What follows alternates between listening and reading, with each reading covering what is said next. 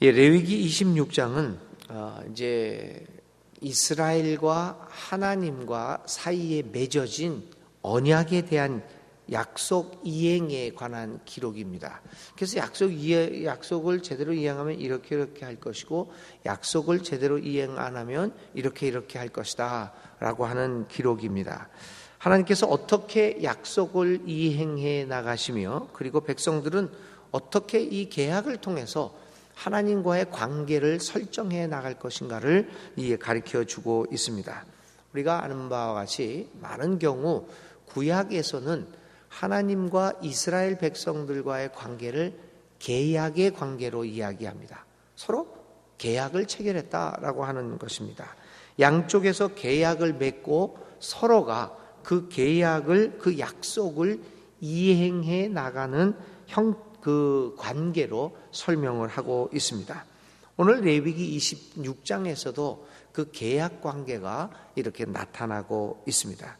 그런데 중요한 것은 이 구약에 나타난 하나님과 이스라엘 백성들의 관계, 계약 관계인데 동등한 관계가 아닙니다. 하나님과 이스라엘, 구약에 나타난 생각들이죠. 하나님과 이스라엘 사이에서 맺어진 계약은 원천적으로 불평등 계약입니다. 우리가 원해서 우리가 동등한 입장에서 내가 이러니 당신도 이러고 당신이 이러니 나도 이러하겠다라고 하는 어떤 동등한 조건 속에서 맺어지는 계약이 아니라 이 불평등 계약입니다. 하나님 편에서 일방적으로 맺어진 계약임을 우리는 보아야 합니다. 이 불평등 계약이라는 것은 우리의 하나님과의 관계에 있어서 굉장히 중요한데, 그러므로 하나님 편, 인간 편에서 하나님에게 계약 이행을 요구하거나 강요할 수 없음을 이야기해 주고 있습니다. 그러면 이 불평등 계약이 제대로 이루어지기 위해서는 어떻게 해야 됩니까? 우리는 아무런 권리가 없습니다. 우리 계약 똑같이 맺었으니 이거 왜 안 해주시는 거요? 라고 그 계약 불이행에 대해서 항거할 수 없는 계약입니다. 이게 이제 불평등 계약이죠. 우리 인간들의 계약은 다 평등 계약입니다. 상대방이 그 계약 조건을 이행해야 됩니다. 서로가 그런 면에 있어서 계약이 맺어지게 됩니다. 그래서 양쪽이 계약 조건을 이행하게 될 때 평등 계약에서는 그 계약이 유효합니다. 근데 불평등 계약에서는 그런 일이 없습니다. 한쪽이 일방적입니다. 그러면 여러분, 이 불평등 계약이 계약의 효과를 발휘하게 유효하게 되기 위해서는 어떻게 해야 됩니까? 이 계약은 오직 하나님의, 우리의 상대방인 하나님의 사랑과 그분의 신실함을 확신하는 신앙이 없으면 유효하지 않습니다. 그러니까 하나님이 그 약속을 이행하시겠다, 그분에 대한 흔들림이 없는 신앙이 없으면 이 계약이 이루어질 수 없다라는 것이죠. 이게 이제 우리들의 신앙의 믿음 생활의 기본적인 자세라고 볼 수 있습니다. 구약에 의하면 우리와 하나님은 불평등 조약이기 때문에 그분의 선하심과 그분의 사랑을 굳게 확신하는 것이 없으면 오늘 우리는 하나님과의 관계를 제대로 이행할 수 없음을 우리들은 깊게 생각해 보아야 할 것입니다. 자, 이렇게 불평등 관계로 맺어진 조약, 이 계약에서 하나님은 어떤 것들을 이야기하고 있습니까? 레위기 26장은 하나님께서 이스라엘 백성에게 말씀하시는 그 불평등 계약이 제대로 이루어지기 위한 전제 조건을 몇 가지 말하고 있습니다. 전제 조건은 세 가지로 요약될 수 있습니다. 그것이 이제 하나님과 우리가 하나님에 대하여 간직해야 할 믿음의 자세라고도 볼 수 있습니다. 첫째는 신실함입니다. 흔들림이 없는 마음입니다. 상황에 의존하지 않고 현재의 삶의 조건을 넘어서는 신실함입니다. 상황이 어렵다고 다른 것을 의지하며 다른 것에 눈길을 돌리는 그러한 것이 되어서는 안 된다는 겁니다. 신실함이 우리에게 요구됩니다. 두 번째는 신앙의 일관성입니다. 시대에 따라서 변화되는 모습이 아니라 신앙의 상수와 변수를 혼동하지 않는 일관성입니다. 물론 하나님의 모습들이 시대에 따라서 여러 가지로 달라집니다. 해석하는 것도 달라집니다. 그런데 중요한 것은 우리가 신앙의 상수가 있지 않습니까? 그리고 변수가 있습니다. 그런데 문제는 우리가 변해야 될 것은 변하지 않고 변해서는 안 되는 상수를 자꾸만 잃어버리는 데 있습니다. 그래서 우리의 신앙의 일관성이 없게 되는 겁니다. 그래서 이렇게 저렇게 이때는 이렇게 하고 저때는 저렇게 하는 일관성 없는 신앙의 모습을 보이게 되는 것이죠. 신앙의 일관성입니다. 셋째는 삶의 통전성이 요구됩니다. 여러분 이제 레위기를 쭉 읽어보면서 느끼는 게 뭐냐 하면 이 신앙이라는 것이 제단에서만 이루어지는 것이 아니었지 않습니까? 그래서 레위기의 수많은 법령들이 우리의 삶의 전 영역에 대하여 관계하고 있음을 우리는 보게 됩니다. 신앙은 하나님과의 관계에 있어서는 여기에 나와서만은 아니라 우리의 삶 전체를 통해서 이루어지는 겁니다. 그것을 우리는 통전성이라고 얘기합니다. 모든 것에 미치는 영향, 종교적 생활뿐만 아니라 모든 삶의 영역에서 하나님의 이름이 더럽히지 않도록 살아가는 이 삶의 통전성, 이거야말로 하나님이 이스라엘 사람들에게 요구하는 것이었습니다. 레위기 전체를 통하여 레위기가 이제 이 삶의 순수성, 삶의 하나님과의 관계의 깨끗함을 요구하는 그런 법령으로 가득 차 있는데 결국은 레위기 전체를 통하여 하나님이 우리에게 요구하는 것은 이 세 가지였습니다. 신실함, 일관성, 통전성이었습니다. 바로 이러한 신실하고 일관되게 살아가고 통전적으로 모든 삶의 영역에서 하나님을 영광을 돌리며 살아가는 이 모습들은 오늘을 살아가는 구약시대뿐만 아니라 특히 오늘을 살아가는 모든 믿는 이들에게 요구되는 것이라고 말하지 않을 수 없습니다.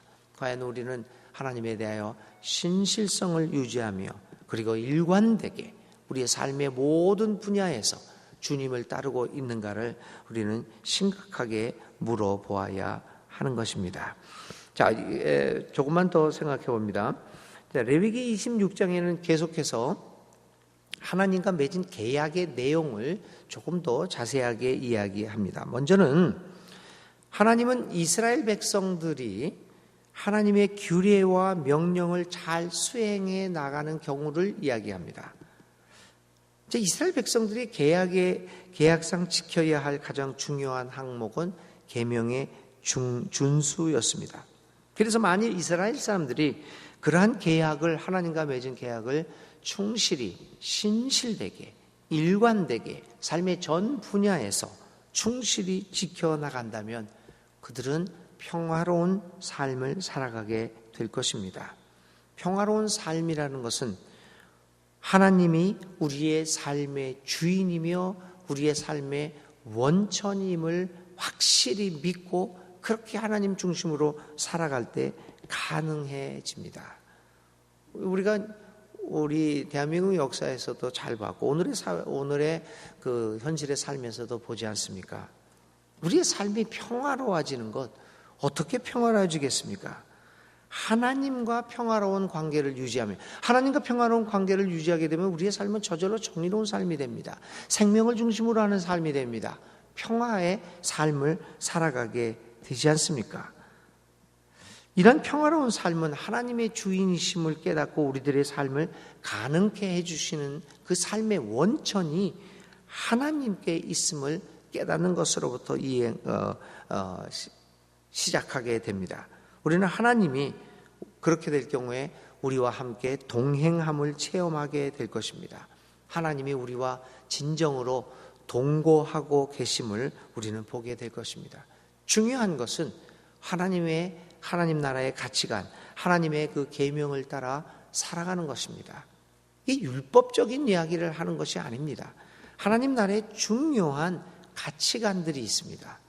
이제 그거를 우리는 이제 5월 26일부터 한 달 동안 4주간 매주 금요일마다 이제 우리 그 리더십 세미나, 예수 닮기 리더십 세미나가 있습니다.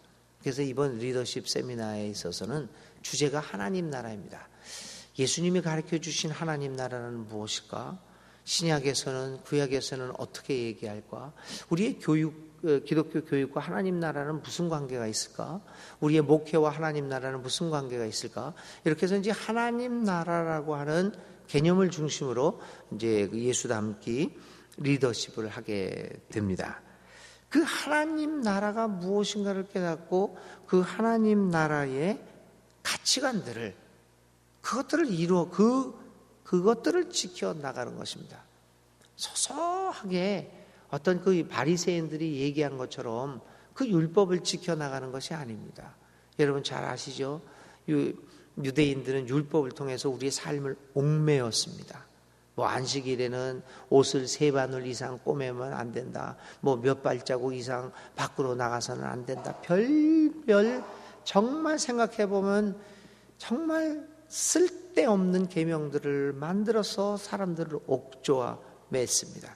그렇게 계명들을, 그런 쓸데없는 계명들을 만들어서 사람들을 올가 매는 동안 실질적으로 하나님 나라의 그 중요한 가장 근본적인 계명들은 다 어기면서 살아왔던 것 여러분들 기억합니다.